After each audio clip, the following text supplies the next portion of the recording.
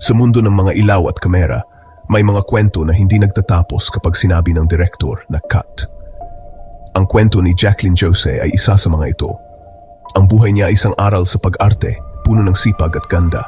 Pero ang huling kabanata ng buhay niya ay nabalot sa biglaan at nakabinging katahimikan na nag-iwan sa buong bansa ng maraming tanong. Si Jacqueline Jose, ang malakas na puwersa ng pelikulang Pilipino, ay wala na. Siya ay isang institusyon, isang permanenteng bituin sa mga bituin ng Pilipinas. Paano nawala ang isang ilaw na sobrang liwanag ng biglaan, ng tahimik? Ang mga opisyal na ulat ay nagbigay ng medical na paliwanag, pero para sa milyon-milyon, pakiramdam nila ay kulang ang kwento. Ang kanyang bahay, na dating kanlungan ng pagiging malikhain at pamilya, ay naging sentro ng isang pambansang misteryo. Ang mga detalyeng lumabas ay nagpinta ng larawan ng pag-iisa na kaibang-kaiba sa kanyang masiglang pagkatao sa publiko. Ito ay hindi ang engrande at dramatikong paglisan na inaasahan sa isang alamat ng pelikula. Ito ay tahimik, malungkot at lubhang nakaabahala. Ito ay hindi lang kwento tungkol sa isang sikat na aktres.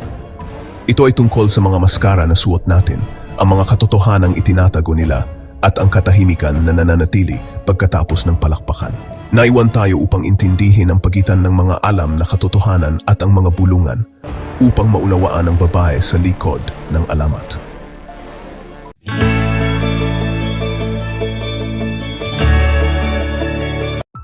Bago pa siya naging Jacqueline Jose, siya ay si Mary Jane Santa Ana Gok, ipinanganak noong October 21, 1964 sa Angeles City, Pampanga.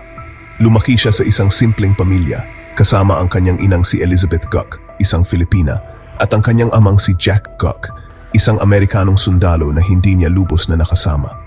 Mayroon siyang mga kapatid, at bilang panganay, maaga niyang natutunan ang responsibilidad at pag-aaruga sa pamilya. Nag-aral siya sa Angeles City, una sa elementarya at kalaunan ay sa high school, kung saan nagsimula na siyang mangarap ng mas malaki para sa sarili at sa kanyang pamilya. Ang pag-arte ay hindi lang isang pangarap. Ito ay naging takbuhan niya mula sa hirap at isang paraan upang may pahayag ang kanyang damdamin at karanasan. Nagsimula siya sa maliliit na papel na walang pangalan, nagtatrabaho bilang extra sa mga pelikula at TV shows, habang patuloy na nagsusumikap para sa kanyang pamilya. Bawat pagsubok, mula sa pagiging anak ng isang single mother hanggang sa pagharap sa diskriminasyon bilang mestiza, ay lalo lang nagpatibay sa kanyang desisyon. Ang kanyang paglalakbay ay patunay ng sipag, pagiging maasahan sa sarili, at ang lakas ng pagtitiyaga mula sa isang batang probinsyana hanggang sa maging isa sa mga pinakakilalang aktres sa bansa. Magsimula tayo noong 1980 nang unang lumabas si Jacqueline Jose sa pelikulang Chicas de Barrio na nagbukas ng pinto para sa kanyang karera sa industriya ng pelikula. Noong 1984, nakuha niya ang atensyon ng mga kritiko sa White Slavery na sinundan ng mga mahalagang papel sa Private Show 1985 at Macho Dancer 1988. Sa mga panahon ito, pinanday niya ang kanyang reputasyon bilang isang aktres na handang sumabak sa mapangahas na papel. Nakatrabaho niya ang mga haligi ng pelikulang Pilipino tulad ni Lino Broca at Ishmael Bernal na nagbigay sa kanya ng mas malalaking oportunidad. Noong 1998, nanalo siya ng Gawad Urian Best Supporting Actress para sa Mulanay sa Pusod ng Paraiso. Patuloy siyang gumanap ng mga karakter na nagbibigay boses sa mga hindi naririnig. Noong 2016, gumawa siya ng kasaysayan bilang kauna-unahang Southeast Asian na nanalo ng Best Actress sa Cannes Film Festival para sa Marosa. Ang tagumpay na ito ay nagpatibay sa kanyang katayuan bilang isang pandaigdigang aktres. Tumanggap siya ng maraming parangal, kabilang ang FAMAS, Gawad Urian at PMPC Star Awards. Sa telebisyon, naging bahagi siya ng mga sikat na serye tulad ng Mula sa Puso, 1997, at The World Between Us, 2021. Sa mahigit 4 na dekada, nanatili siyang mahalaga at iginagalang sa industriya. Ang kanyang karera ay isang tuloy-tuloy, dekada-dekadang patunay ng kahusayan at dedikasyon sa sining ng pag-arte. Noong 2016, gumawa ng kasaysayan si Jacqueline Jose sa Cannes. Nanalo bilang Best Actress para sa Marosa. Siya ang unang Pilipino at taga-Southeast Asia na nanalo ng prestihiyosong parangal na ito.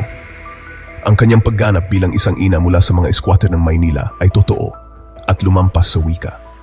Ang pagkapanalo ay nagpatunay sa kanyang habambuhay na dedikasyon at naglagay sa kanya sa hanay ng mga piling tao sa mundo. Sa kabila ng tagumpay, nanatili siyang mapagpakumbaba, nagpasalamat sa kanyang direktor at anak na babae habang umiiyak. Ang kanyang tagumpay ay isang ilaw para sa industriya ng pelikulang Pilipino na nagbibigay inspirasyon sa bagong henerasyon. Pinatunayan nito na ang mga kwentong Pilipino ay maaring sumikat sa pandaigdigang entablado. Naging pambansang bayani si Jacqueline. Ang kanyang pangalan ay nakaukit sa kasaysayan ng pelikula. Sinakop niya ang mundo hindi sa palabas, kundi sa tahimik na kapangyarihan ng katotohanan. Ang kanyang pagkapanalo sa Cannes ay isang sandali ng pagmamalaki para sa buong bansa. Higit pa sa mga nagliliwanag na ilaw ng Cannes, ang karera ni Jacqueline Jose ay kumikinang na parang bituin sa dami ng kanyang mga parangal at pagkilala. Ang kanyang koleksyon ng tropeo ay nagsasabi ng kwento ng walang humpay na galing. Nakamit niya ang prestihiyosong Gawad Best Actress Award ng maraming beses para sa mga hindi malilimutang pagganap sa mga pelikulang tulad ng Private Show, White Slavery at Santa Santita. Madalas siyang mapabilang sa FAMAS Awards at nanalo ng Best Actress at Best Supporting Actress at 2 beses na tinanghal na Best Actress sa Luna Awards. Hindi lang sa pelikula nakita ang kanyang talento. Sa telebisyon, nanalo si Jacqueline ng Best Actress sa Asian TV Awards para sa kanyang papel sa Munting Heredera at isang kinikilalang personalidad sa PMPC Star Awards for Television. Sa buong mundo, ang kanyang trabaho sa service ay nagbigay sa kanya at sa buong cast ng Best Ensemble Award sa Pacific Meridian Film Festival sa Russia, habang ang Marosa ay nagdala ng pandaigdigang pagkilala hindi lang sa Cannes, kundi pati na rin sa mga festival sa Asia at Europe. Noong 2020, ginawaran siya ng Lifetime Achievement Award ng Gawad Urian na nagpapatunay sa kanyang posisyon bilang isa sa mga haligi ng sinehan ng Pilipinas. Bawat parangal, bawat tropeo ay higit pa sa tanda ng personal na tagumpay. Ito ay mga mahalagang pangyayari para sa Pilipinong artista sa pandaigdigang entablado at mga simbolo ng walang hanggang epekto ni Jacqueline Jose sa sining na labis niyang minahal. Sa labas ng kamera, si Jacqueline Jose ay mainit, mapagbigay at simple. Ginabayan niya ang mga batang artista, nagbibigay ng payo at pampatibay loob nang hindi sila tinitingnan bilang kalaban. Ang kanyang paggalang sa lahat ng nasa set ay nagbigay sa kanya ng malaking paghanga. Sa kabila ng kasikatan, nanatili siyang nakatapak sa lupa, prangka sa kanyang mga pagsubok bilang isang single mother at freelance artist. Kilala si Jacqueline bilang isang mapagmahal na ina kay Andy Eigenman, na anak niya sa aktor na si Mark Gill. Bagamat hindi nagtagal ang relasyon nila ni Mark Gill, nanatili ang respeto at pagmamahal niya para sa kanilang anak. May isa pa siyang anak, si Gwen Garimond Ilagan Guk, na anak niya sa dating partner na si Kenneth Ilagan, isang musikero. Sa kabila ng mga pagsubok sa kanyang love life, pinili ni Jacqueline na maging matatag at magpakatoo sa kanyang sarili at pamilya. Ang kanyang katapatan ay nagbabago sa kanya. Isang nagtatrabahong ina na nagtiyaga sa hirap. Ang bahay niya ang kanyang kanlungan, puno ng pamilya, mga alagang hayop, at amoy ng kanyang niluluto. Nakakita siya ng kagalakan sa simpleng kasiyahan, pinananatili ang kanyang sarili sa gitna ng kaguluhan ng showbiz. Sa mga tahimik na sandaling ito, lumitaw ang tunay na Jacqueline Jose. Totoo, mahina, at lubos na minamahal. Bihira itong makita ng publiko, ngunit pinahalagahan ito ng mga pinakamalapit sa kanya. Ang pinakamamahal na papel ni Jacqueline Jose ay ang pagiging ina kina Andy at Gwen. Bilang isang single mom, walang pagod siyang nagtrabaho para magbigay at gabayan ang kanyang mga anak. Ang kanyang ugnayan kay Andy bilang ina at tagapayo ay lalong matibay. Sinusuportahan niya ang mga desisyon ni Andy kahit na ito ay humantong palayo sa limelight. Higit pa sa kanyang pamilya, si Jacqueline ay si Tita Jane, ang matriarch ng industriya. Ginabayan niya ang mga batang artista, nagbibigay ng karunungan at isang ligtas na espasyo sa isang mahirap na negosyo. Ang kanyang impluensya ay humubog sa kultura ng showbiz ng Pilipinas na nagtataguyod ng pagkaisa at suporta. Pinoprotektahan niya ang mga kasamahan sa trabaho, ipinaglalaban ang mas mahusay na kondisyon at ipinagdiriwang ang tagumpay ng iba. Ang kanyang pamana bilang isang ina sa kanyang mga anak at sa industriya ay kasing lalim ng kanyang artistikong pamana. Siya ang puso ng isang pamilya na lumampas pa sa dugo. Habang papalubog ang araw sa karera ni Jacqueline Jose, nanatili siyang buo at walang kupas, maganda, propesyonal at laging tapat sa kanyang sining. Sa mga taon bago siya pumanaw, patuloy na binibihag ni Jacqueline ang mga manood sa pelikula at sa totoong buhay.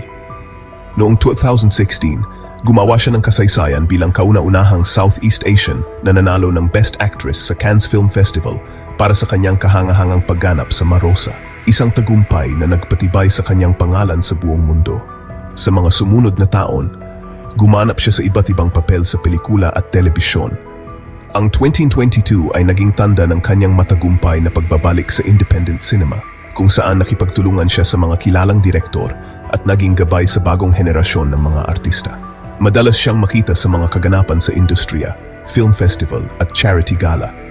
Laging sumusuporta sa mga talentong Pilipino at mga advokasyang malapit sa kanyang puso. Sa huling bahagi ng 2023, naglakad si Jacqueline sa red carpet ng Metro Manila Film Festival, kung saan natanggap niya ang Lifetime Achievement Award. Ang kanyang talumpati ng pagtanggap ay isang nakakaantig na paalalang kanyang pagmamahal at pasasalamat sa kanyang sining. Ang huling beses siyang nakita sa publiko ay noong Pebrero 2024 sa isang pagtitipon na nagbibigay pugay sa mga kababaihan sa Philippine cinema.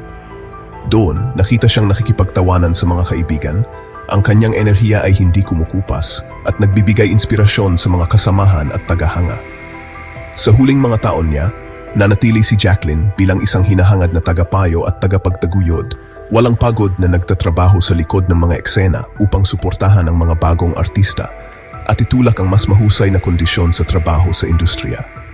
Ang kanyang huling natapos na proyekto, isang critically acclaimed drama series, ay ipinalabas ilang linggo bago siya pumanaw. Ang mga tagumpay, parangal at taos-pusong sandaling ito ang bumuo ng isang angkop na huling kabanata para kay Jacqueline Jose, isang artista na ang impluensya ay umalingaw-ngaw hanggang sa huli. Noong Marso 2, 2024, nagulat ang Pilipinas sa balita ng pagpanaw ni Jacqueline Jose sa edad na 59. Ang biglaang pagkamatay niya, walang babala, walang sakit, ay nag-iwan sa bansa ng hindi makapaniwala. Kinumpirma ng kanyang anak na si Andy ang dahilan atake sa puso. Ang medical na paliwanag ay hindi gaanong nakatulong para maibsan ang sama-samang kalungkutan. Dumagsa ang mga pagpupugay mula sa mga kasamahan, tagahanga at ng buong industriya. Umapaw ang social media sa mga alaala, mga iconic na clip at taos-pusong mensahe. Ang kanyang burol ay naging pagtitipon para sa komunidad ng entertainment upang magluksa at alalahanin. Ang pagkawala ay higit pa sa personal. Ito ay ang pagtatapos ng isang panahon. Ang pagkamatay ni Jacqueline ay nag-iwan ng puwang sa pelikulang Pilipino, isang katahimikan kung saan dating nabuhay ang kanyang hilig. Ang bansa ay nagluksa hindi lamang para sa isang aktres, kundi para sa isang minamahal na miyembro ng pamilya nito. Ang kanyang pamana ay nadama sa bawat luha, bawat pagpupugay, bawat alaalang ibinahagi. Bagaman ang opisyal na dahilan ay atake sa puso, nanatili ang mga tanong tungkol sa huling sandali ni Jacqueline. Marami ang nagtataka, mayroon bang ibang nangyari sa likod ng mga pinto ng kanyang tahanan? Ang katotohanan na siya ay namatay mag-isa ay nagdulot ng haka-haka at pulungan sa publiko. May ilan na nagtatanong, may foul play ba? May mga hindi ba napansin na palatandaan ng panganib o banta? Ang ilan ay tumukoy sa kanyang mga post sa social media na nagpapahiwatig ng kalungkutan at paghahangad sa pamilya. Ngunit may iba ring nakapansin sa mga cryptic na mensahe, mga pahiwatig na tila may pinagdadaanan siyang hindi niya lubos na naibahagi. Kumalat ang mga teorya tungkol sa depresyon at ang mga panggigipit ng kanyang karera, bagaman hindi kumpirmado. May mga nagsasabing posibleng may mga lihim na kaaway o hindi pagkaunawaan na nagdulot ng matinding stress. Pinanindigan ng pamilya na ito ay isang medical na pangyayari, ngunit ang publiko ay naghanap ng mas malalim na kahulugan. May mga nagtanong kung sapat ba ang investigasyon o kung may mga detalye na hindi na ibunyag. May mga nagsususpetsa na baka may mga lihim na iniwan si Jacqueline, mga sikreto na nakatago sa kanyang diary o mga hindi nabuksang bahagi ng kanyang buhay na maaring magbigay linaw sa kanyang biglaang pagpanaw.